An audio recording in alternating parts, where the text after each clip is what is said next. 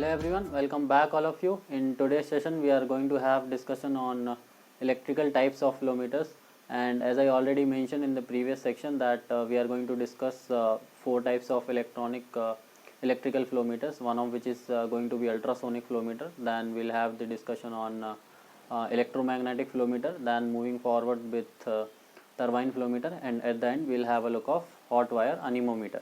So let us begin with ultrasonic flow meter. So in the ultrasonic flow meters we are going to have the basic discussion first, that how actually does it work, and in the second case we will try to understand what kind of pattern is practically used in industries.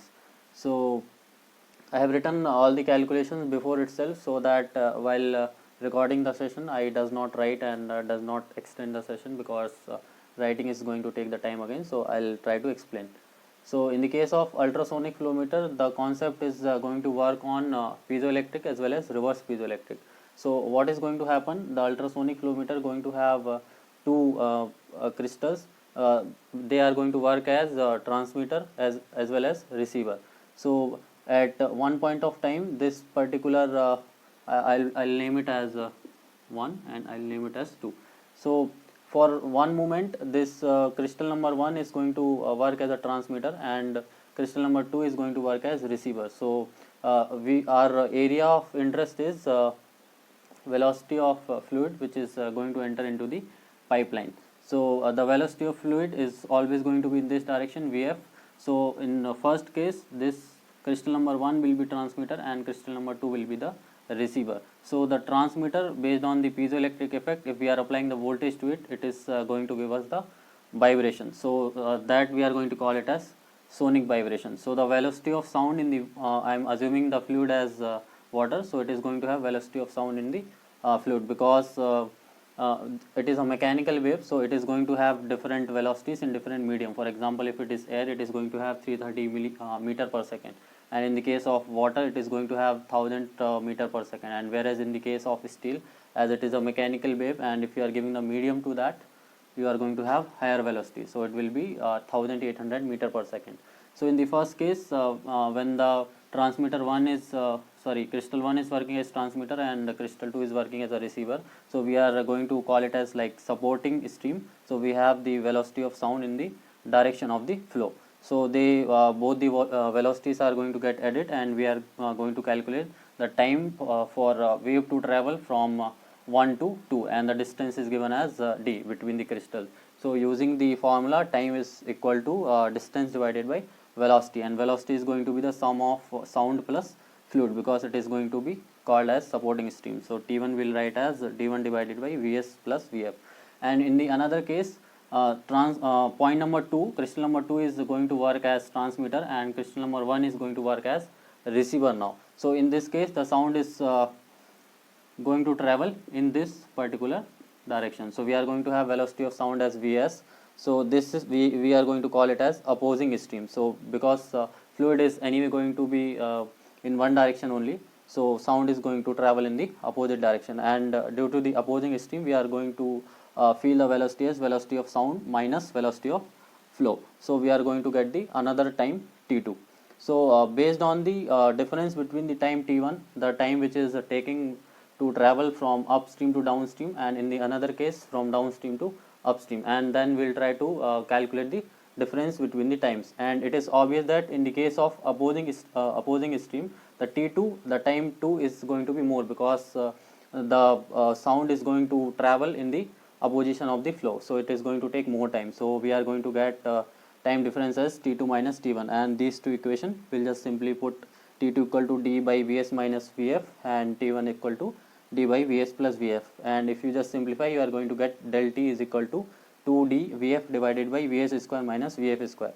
So here we have to take one approximation that velocity of sound is going to be much higher than that of velocity of flow in the velocity of fluid in the pipeline. So we are ignoring the vs square term, and delta t will write it as 2d vf divided by vs square, and that we are going to call it as time shift. Whereas instead of calculating the time difference, we can do another thing, that for T1 we will try to convert it in terms of frequency. So F1 will write it as 1 by time, because inverse of time is going to be the frequency. So f1 is going to 1 by t1 and f2 will be 1 by t2, means f1 is equal to vs plus vf divided by d, and f2 is going to be vs minus vf divided by d. So as the time t2 is more, we are going to get the frequency f2 is less because they are inverse. So we'll write that frequency differences f1 minus f2, and delta f we are going to get as 2 vf by d, and this we'll call it as frequency shift, Doppler shift. So but you have to keep in mind that we are going to get one benefit in the case of frequency shift, because in the case of time shift we have to take the approximation that velocity of sound has to be is greater than that of velocity of flow, and by approximating we are calculating. And also one more thing, in the case of delta t, you are going to get the dependency of velocity of sound in that particular medium, but whereas in the case of del f you are going to get the output as 2 vf by d. So there only velocity of flow is going to come into the picture. So in this case you have two benefits. First one is that you need not to take any approximation, and the second thing is the velocity of sound is not going to come into the picture. So even in the if in the question the velocity of sound is not mentioned, but they ask you to solve the question, so in that case you have to apply the formula for frequency shift instead of going for time shift. So this was the basic idea, just to tell you how actually these things are going to work. So I just took the simple application where crystals are placed in the mid of the pipeline, but actually in the industries we does not want crystals to be placed in the flow line. So instead of that we are going to place those crystals on the surface of the pipeline. So that particular concept we are going to call it as inclined ultrasonic flow meter.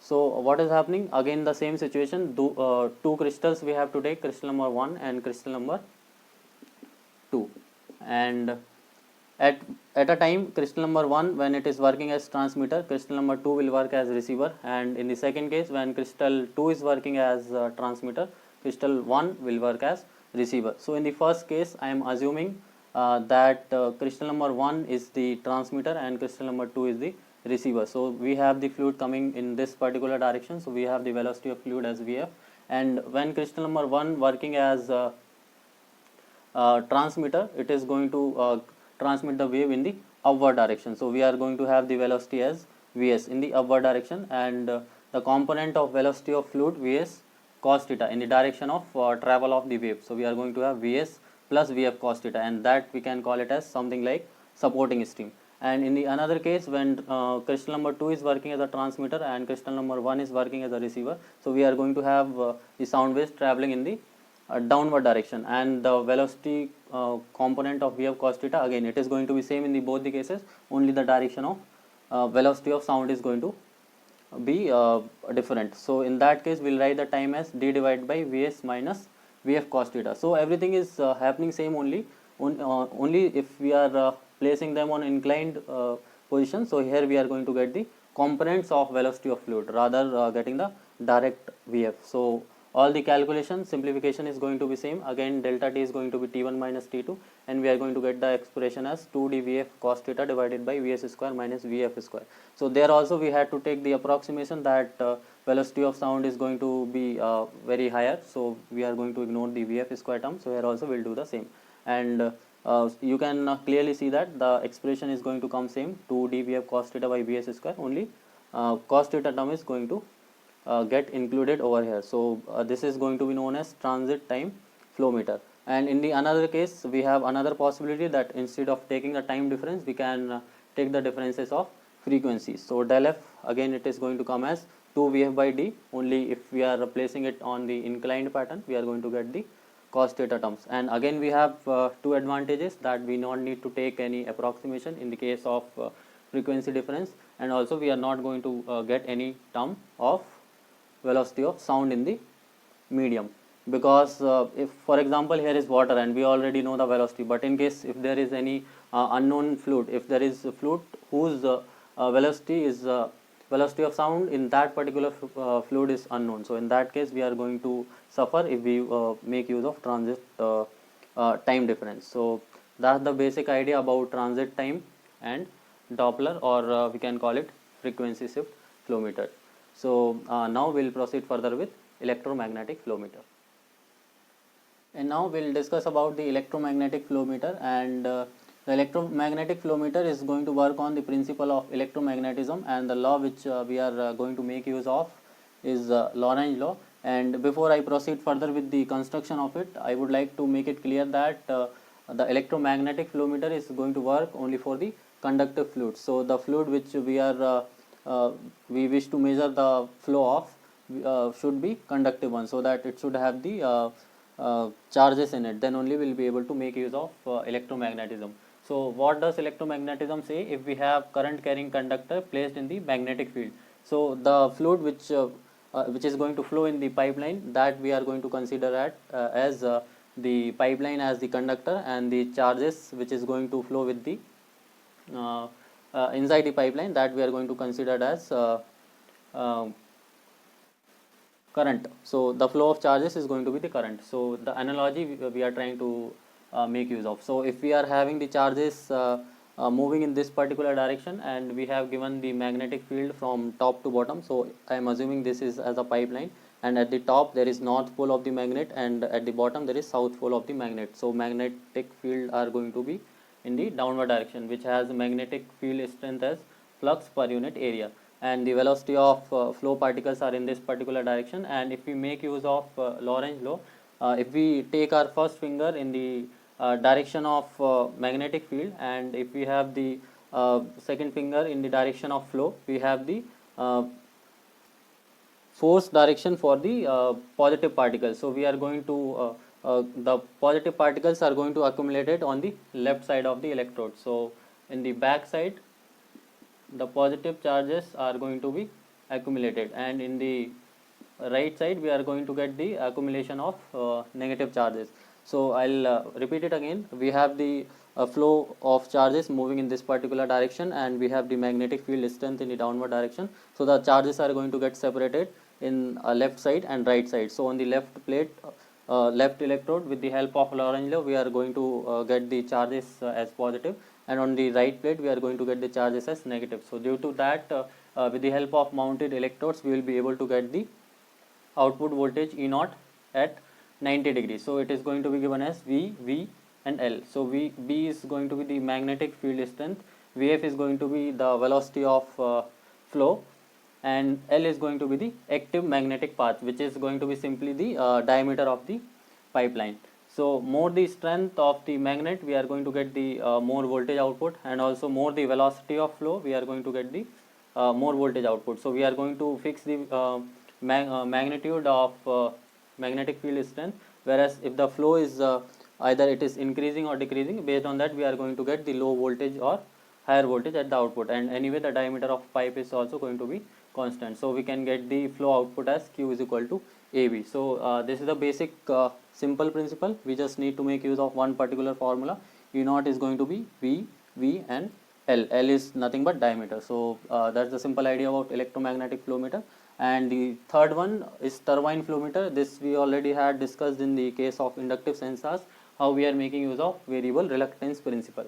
So this is going to be your turbine, and the flow of fluid, I am assuming it in this particular direction. So due to the flow of fluid, the turbine is going to get rotated due to the inner geometry of the blades of the turbine. And on the turbine, I am for now I am placing one magnetic piece, and if this magnetic piece is far away from the magnetic pickup, so the flux is going to be phi1, and whenever the magnetic piece is coming nearer to the magnetic pickup, the flux is going to get added, another flux phi2 is going to get added. So we are going to get the expression as phi is equal to alpha plus beta cos theta, where alpha is the constant flux which is going to be there forever. But whenever this magnetic piece iron piece is coming nearer to the magnetic pickup, we are going to get the variation in the flux. So alpha plus beta cos theta will get. So whenever there the iron piece is far away, we are going to have the pulses of the lower magnitude, but when the ferromagnetic piece come nearer to the magnetic pickup, we are going to have the pulse of the higher peak.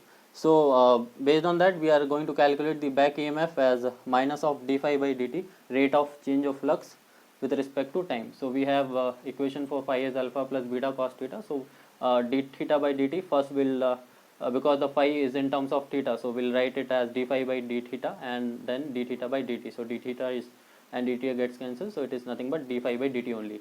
And d theta by dt, rate of change of angle with respect to time, is given nothing but as frequency omega, radian per second. So now we can simply do d phi by d theta. So it is a constant, the differentiation is going to be 0. So beta cos theta, so cos differentiation is minus sign, so it is going to be okay. Before that we have to do one more thing, that I have assumed only one teeth. So if I am assuming n number of teeth, so instead of theta here it is going to be n theta. Now we will differentiate it. So d phi by d theta is cos, differentiation of cos is minus sign, so minus beta and cos sin n theta, and in multiplication of theta there is n, so that constant is also going to come out. So this minus and minus is going to become plus, and omega is already outside. And if we put theta is equal to omega t inside this particular angle, so we are going to get the back EMF as beta times n omega into sin n omega t. So the amplitude of this particular peaks we are going to get as beta times of n omega, and also the frequency is n times of omega. So more the frequency of rotation, the more number of pulses we are going to get at the output. So by counting the number of pulses we can clearly predict that more the number of pulses we are going to get, more the velocity of flow inside the turbine flow meter. So that is going to be the basic principle, and in the numerical point of view we have to make use of formula as frequency is equal to small n into capital N by 60, because we are interested in calculating capital N, the rounds per minute the turbine is going to rotate. So frequency will be able to calculate with the help of our instrument like CRO or any instrument if we are making use of. So frequency will be having, and we know the number of teeth on the blades, and n we are taking in round per minute. So but frequency we are going to calculate in terms of pulses per second. So this we have to put as round per second. So in per 1 second there are 1 minute rpm, so it is going to be get divided by 60, so that if it is in rpm, so we'll write it as rps. So if it is rps, so obviously frequency is going to be in pulses per second. So that's the basic idea about the electromagnetic flow meter and turbine flow meter. And at the end now we'll proceed further with the hot wire anemometer. The hot wire anemometer is going to make use of principle of King's law of heat transfer. So the hot wire which we are going to make use of is made up of platinum and tungsten. So it is being placed in the flow of gas. So I am assuming there is one pipeline in which the flow of gas is taking place. So due to the flow of gas, the molecules of the gas are going to come in contact with the hot wire, and due to that that heat transfer is going to take place. And this particular heat transfer is going to be known as property of thermal convection. So we have to be very clear with the term convection, because here the heat transfer is going to be the forceful one. So the force of the gas is the molecules of the gas are going to be coming in touch with the wire, and they are going to take the heat away from the wire. So it is going to be known as convection. Whereas for example, if you take example of cup of tea and we are just simply placing it in the environment, so the free heat loss there, it is going to be known as thermal conduction, whereas it is going to be known as thermal convection. So in the case of equilibrium, what is going to happen, this flow of gas is going to have some constant velocity, let us assume Vf.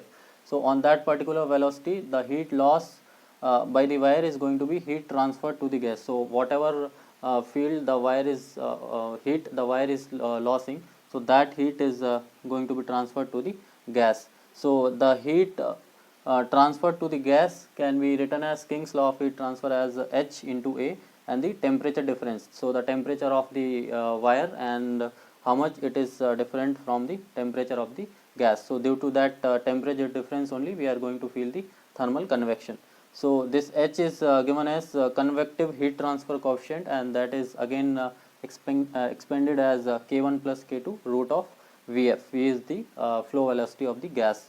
So just simply we can put it there, and we can write the expression. And now we have to write the heat loss by the wire. So that we can write using the electrical formula. The power loss can be written as I square R. So I is going to be the current in the wire, and the Rw is going to be the resistance of the wire. So if we can simply equate that I square Rw is equal to this particular heat loss by the heat transfer to the gas by the principle of King's law.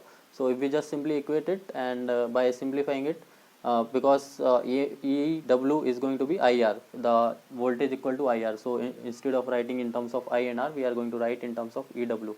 So it is going to come out as A plus B root Vf. So this is the basic idea about working of the hot wire anemometer. But in the gate point of view, we are not going to solve problem based on that. Rather, we have the different idea. Only the idea is the concept is going to be like this. But how actually we are going to solve problem in the gate, that is going to be little different. So only just to tell you the idea, I wrote all the theoretical expression and made you believe that the output we are going to get is going to be proportional to the under root of the Vf, because we got the expression as EW square is equals to A plus B root of Vf. So Vf is going to be the velocity of flow of the gas.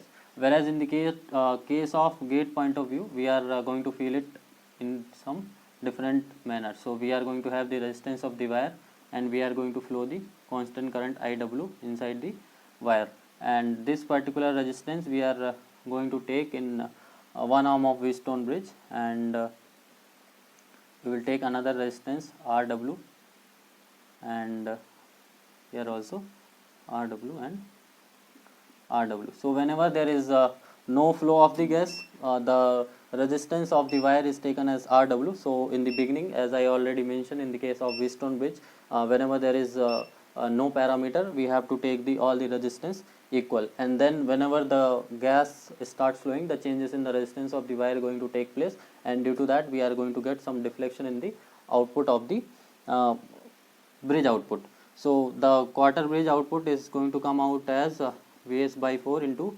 delta R by R.